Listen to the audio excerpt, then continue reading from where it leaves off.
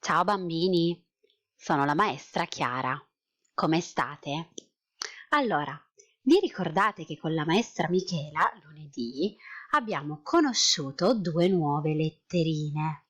Guardate un po' chi arriva qua. Eccole! La letterina C e la letterina G. Ve le ricordate? Eccole qui, la C e la G.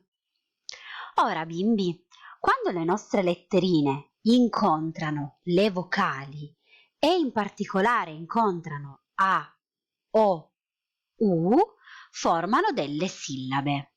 Guardate un po', quando la C incontra la A, forma K, come casa. Quando la C incontra la O, forma Co, come colla. Quando la C incontra la U, forma Q, come cubo. Ora guardate, abbiamo qua la letterina G. Quando la G incontra la A, forma GA, come gatto. Quando la G incontra la O, forma la sillaba GO, come gomma, proprio come quelle che usate a scuola. Quando G incontra U, forma GU, come gufo. Avete visto, bimbi?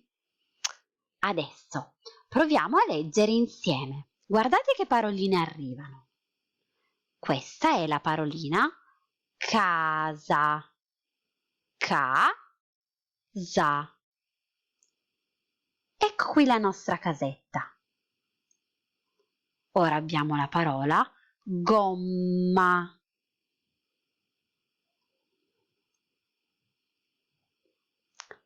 Cubo.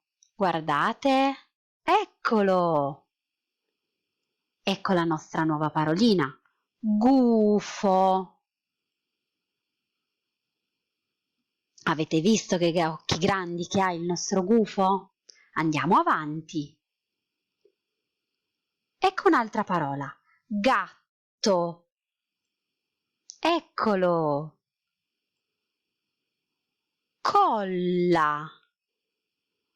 Come quella che usate a scuola. Cane. Cane. Eccolo qui. Coda. Coda. Come la coda del nostro gatto. Ecco fatto.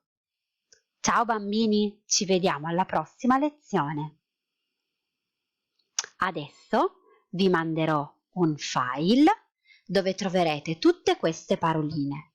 Provate a leggerle e poi a copiarle sul quaderno.